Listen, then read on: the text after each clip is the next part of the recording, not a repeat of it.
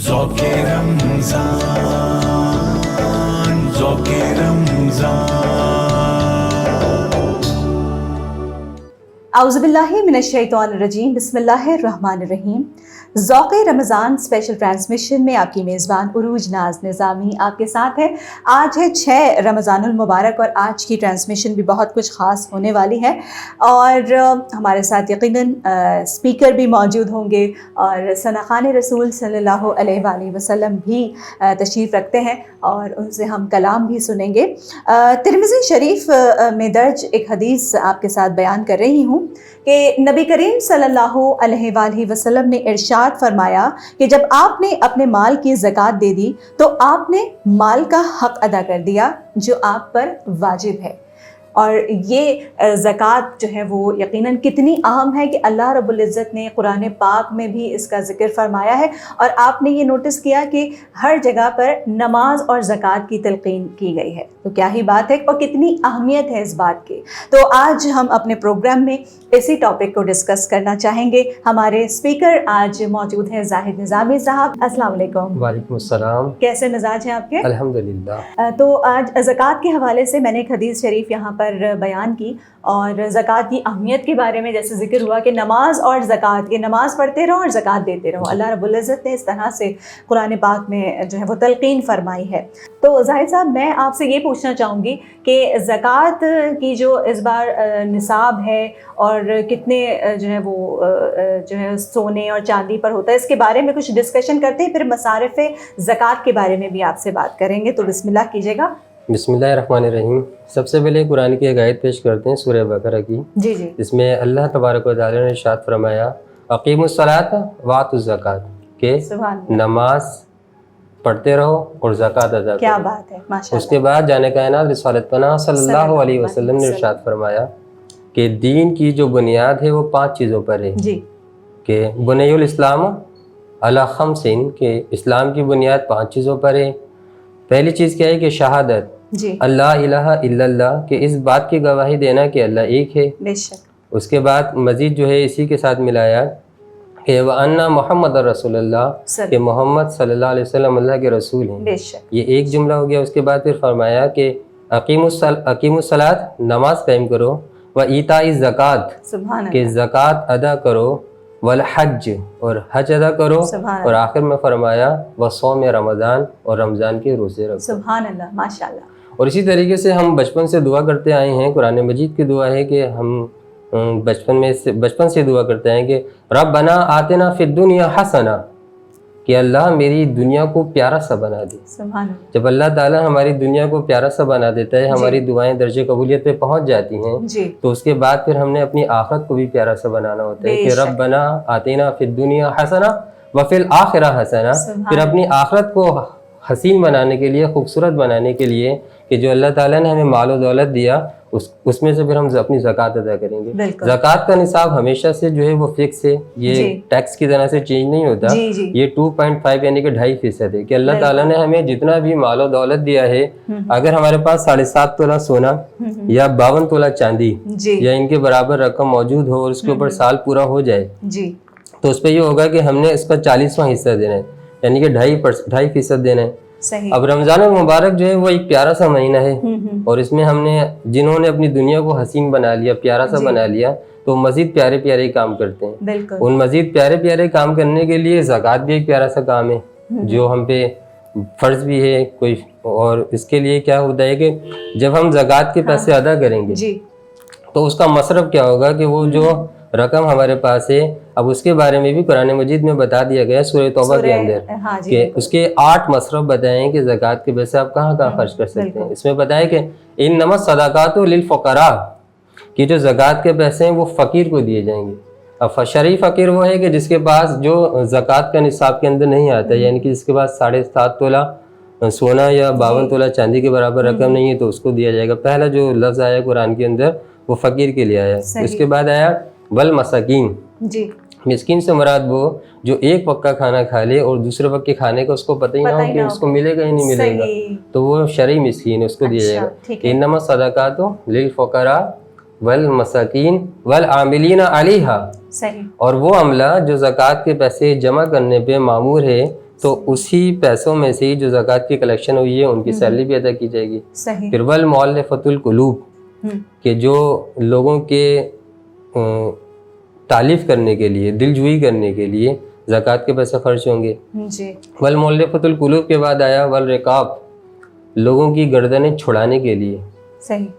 والغارمین، قرض داروں کا قرض ادا کرنے کے لیے. ٹھیک.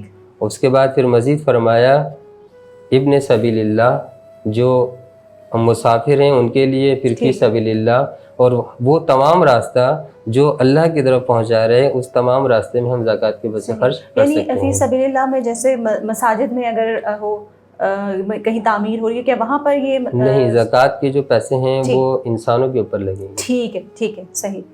جی بہت شکریہ اس سوال کے جواب کے ہمارے سے، کیونکہ اکثر آپ نے جیسا فی سبیل اللہ کی بات کی تو میرے ذہن میں یہی آیا کہ کہیں بھی کچھ بھی ہو رہا ہو، آپ جیسے کنواں کھدوا رہے ہوں اس کے لیے بھی انسانوں کو فائدہ ہو، انسانوں کو فائدہ. انسانوں پہ لگے. تو یہ میرا خیال ہے کنواں تو ہم اس میں تو استعمال کر سکتے ہیں یا نہیں؟ کنویں میں استعمال جس سے انسانوں کو فائدہ ہو، جن پہ زکوٰۃ لگتی ہوگی تو زکوٰۃ کے پیسے اسی دیے جائیں گے. ٹھیک ہے، ٹھیک ہے. اب جس پہ زکوٰۃ نہیں لگے گی اس پہ زکوٰۃ کے پیسے خرچ نہیں کیے جائیں گے، جو مستحق ہے اس تک پہنچے زکوٰۃ کے پیسے. تو یہ زکوٰۃ کے حوالے سے بات ہو رہی تھی، اور اللہ رب العزت ہم سب کو جو ہے وہ زکوٰۃ ادا کرنے والا بنائے. اور جس طرح کہ آپ نے فرمایا کہ پورا سال جب ہو جاتا ہے اور جتنا سونا اور جتنا چاندی جو ہے وہ ایک فکس ایک کانسٹنٹ کوانٹٹی ہے کہ جس کی وجہ سے جو ہے وہ یعنی ہمیں زکوٰۃ ضرور ادا کرنی چاہیے. دیکھیں ہمارا دین کتنا پیارا ہے کہ اس میں سب کا خیال رکھا جاتا ہے، تو ہمیں بھی چاہیے کہ ہم اس بات پر عمل کریں اور ان لوگوں کا خیال رکھیں کہ جو زکوٰۃ کے مستحق ہیں. اور آپ جو ہے وہ، اور زکوٰۃ کے حوالے سے یہ بھی ضرور، جس طرح کہ آپ نے مصارف کا ذکر کیا، تو مصارف کو بھی بہت زیادہ دیکھ بھال کے پھر زکوٰۃ ادا کرنی چاہیے، یہ بھی کہا جاتا ہے نا. جی. جو حقدار ہے اس تک زکوٰۃ پہنچے، اس کے لیے اللہ تعالیٰ نے پوری ڈیٹیل بتا دی ہے. صحیح. کہ سب سے پہلے تو فقیر کو تلاش کرنا ہے. جی ہاں. اگر فقیر نہیں مل رہا تو پھر مسکین. صحیح. الحمدللہ ہم لوگ تو جیسے کھا لیتے ہیں آرام سے، مگر ہمارے شہر کے اندر بہت بڑی تعداد ایسی ہے جو بیچارے ایک وقت کا کھانا کھاتے ہیں تو دوسرے وقت کا ان کو پتہ ہی نہیں ہوتا. صحیح. ہوٹلس کے باہر جو ہے وہ لائن لگا کے بیٹھے ہوتے ہیں بیچارے، وہ مسکین کے درجے میں آ رہے ہیں کہ ان کو نہیں پتا کہ ان کو کیا کھانے کو ملے گا، اور ملے گا بھی یا نہیں ملے گا. تو ان پہ زکوٰۃ کے پیسے خرچ ہوں گے. بالکل بالکل. اور جیسے کہ ہم دیکھتے ہیں نا ہمارے گھروں میں جو سرونٹس موجود ہوتے ہیں ان کے ہاں بھی حالات یہی ہوتے ہیں. بہت زیادہ تنخواہیں تو اتنی نہیں ظاہر ہے کہ ہوتی ہیں، اور واقعی ایسا ہوتا ہے، آبزرویشن میں ہے کہ وہ ایک وقت کھاتے ہیں تو دوسرے وقت کا پتہ نہیں ہوتا، یا پھر لوگوں کے گھروں سے جو ہے وہ لے کر گزارا کر رہے ہوتے ہیں. تو ہمیں ان کا ضرور خیال رکھنا چاہیے. اور وہ جو لوگ وائٹ کالرز ہیں، کیونکہ ہو سکتا ہے نا کہ آپ کو لوگ کھاتے پیتے نظر آ رہے ہیں اور لیکن وہ صاحب نصاب نہیں ہیں، اور اس کے بعد پھر جو ہے وہ زکوٰۃ کے جو مصارف ہیں ان پر پورے اترتے ہیں، تو پلیز ان کا ضرور خیال رکھیے گا. اسی بات کے ساتھ زاہد نظامی صاحب، آپ کا بے حد شکریہ، آپ پروگرام میں تشریف لائے اور زکوٰۃ کے حوالے سے ہمارے پروگرام میں آپ نے گفتگو کی. آپ کی آمد کا بے حد شکریہ. اللہ حافظ. خوش آمدید کہنا چاہیں گے ذوق رمضان اسپیشل ٹرانسمیشن میں. ایک بار پھر سے آپ کو آپ کی میزبان عروج ناز نظامی آپ کے ساتھ ہیں موجود، اور جیسے کہ ہم ٹپس آپ کے ساتھ شیئر کر رہے ہوتے ہیں روزانہ کی بنیاد پر. اور ابھی جیسے کہ رمضان کی میں بات کروں تو ہوتا ہے نا کہ بہت ساری خواتین آٹا گوندھ کر رکھ لیتی ہیں، چاہے وہ سحری کا ٹائم ہو یا افطار کا یعنی عشاء کے بعد کھانے کا ٹائم ہو، تو اس کے لیے آسانی ہو جاتی ہے کہ آپ کو گوندھا ہوا آٹا مل جاتا ہے. لیکن اس کو اگر آپ احتیاط سے نہ رکھیں تو وہ آٹا خمیر بھی ہو سکتا ہے. تو اس کے لیے چھوٹی سی ٹپ ہے، بہت ساری خواتین اکثر اپلائی کرتی ہیں کہ آٹا گوندھنے کے بعد آپ اس کے اوپر اگر تیل یا گھی کی اگر کوئی ایک لیئر لگا دیں تو پھر آٹا خمیر ہونے سے بچ جاتا ہے. اسی بات کے ساتھ ہم اپنے مہمان ثنا خاں کو اس پروگرام میں ویلکم کرنا چاہیں گے. عباس ہمارے ساتھ موجود ہیں. السلام علیکم، کیسے مزاج ہیں؟ اور عباس، آج ہمیں اس وقت آپ نے ہماری ذوق رمضان کی ٹرانسمیشن میں جوائن کیا ہے، اور ایک ابھرتے ہوئے ثنا خان رسول صلی اللہ علیہ وآلہ وسلم، بہت پیاری سی آواز ہے ان کی. تو آج ہمیں کیا کلام سنا رہے ہیں؟ میں اپنے دادا مرشد حضرت شفیق میاں سرکار رحمۃ اللہ علیہ کا لکھا ہوا کلام، تحریر کردہ کلام آپ کو سنا رہا ہوں. ماشاءاللہ، بسم اللہ کیجیے گا. صلی علی نبینا صلی علی محمد صلی علی طبیبنا صلی علی محمد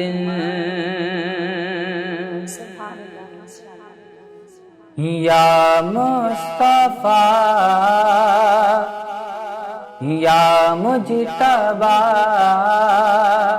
ارحم لنا ارحم لنا یا مصطفی یا مجتبی ارحم لنا ارحم لنا ارحم علی عصیاننا ارحم لنا ارحم لنا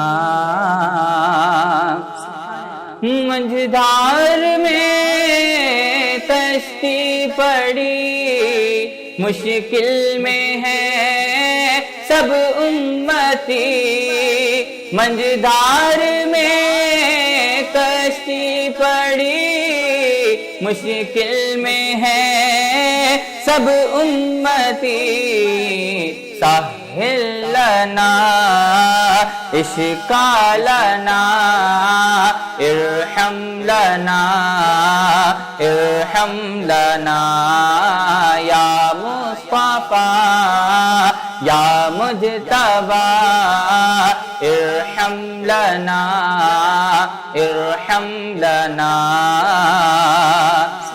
عصیاں پہ ہیں شرمندہ ہم غفلت پہ ہیں نم دیدہ ہم عصیاں پہ ہیں شرمندہ ہم غفلت پہ ہیں نم دیدہ ہم کیجئے کرم بہر خدا ارحم لنا ارحم لنا یا مصطفی یا مجتبی ارحم لنا ارحم لنا سن اے شفیق بے نوا ایک آرزو تیری ہی کیا سن اے شفیق بے نوا ایک آرزو تیری ہی کیا ہر ایک کی ہے یہ التجا ارحم لنا ارحم لنا ہر ایک کی ہے یہ التجا ارحم لنا ارحم لنا یا مصطفی یا مجتبی ارحم لنا ارحم لنا سبحان اللہ ماشاء اللہ، بہت پیارا کلام اور بہت ہی جاندار آواز میں جو ہے وہ پڑھنے کی سعادت حاصل کی۔ اللہ رب العزت ہم سب ثنا خوان رسول صلی اللہ علیہ وآلہ وسلم کو جو ہے وہ روضہ رسول پر نعت پڑھنے کی سعادت حاصل کرے، اور ہم مدینے میں جو ہے وہ روزے رکھیں اور افطار کریں۔ اور ایک وہ کلام ہے نا، وہ میں ہر سال جو ہے وہ ضرور چاہے وہ تحت اللفظ میں شامل کرتی ہوں، وہ دن بھی تو آئے گا میں روزے پر جاؤں گی، وہ دن بھی تو آئے گا میں کعبے کو دیکھوں گی۔ اور اس میں ایک شعر ہے نا کہ افطار کرائے گا میں کعبے کو دیکھوں گا، تو وہ جی رمضان مبارک میں جب کعبے جب پہلی نظر میری کعبے پہ جائے گی، اس طرح کا کچھ کلام افطار کرائے گا، افطار کرائے گا میں کعبے کو دیکھوں گی انشاءاللہ۔ اور اللہ تعالیٰ ہم سب کو یہ سعادت نصیب کرے کہ جب ہم افطار کر رہے ہوں، کھجور منہ میں ڈال رہے ہیں اور سامنے خانہ کعبہ ہو، کیا ہی بات ہو۔ اللہم آمین ثم آمین۔ اسی بات کے ساتھ، اسی دعا کے ساتھ ہی ذوق رمضان اسپیشل ٹرانسمیشن سے عروج ناز نظامی کو دیجیے گا اجازت۔ اللہ حافظ۔ ذوق رمضان ذوق رمضان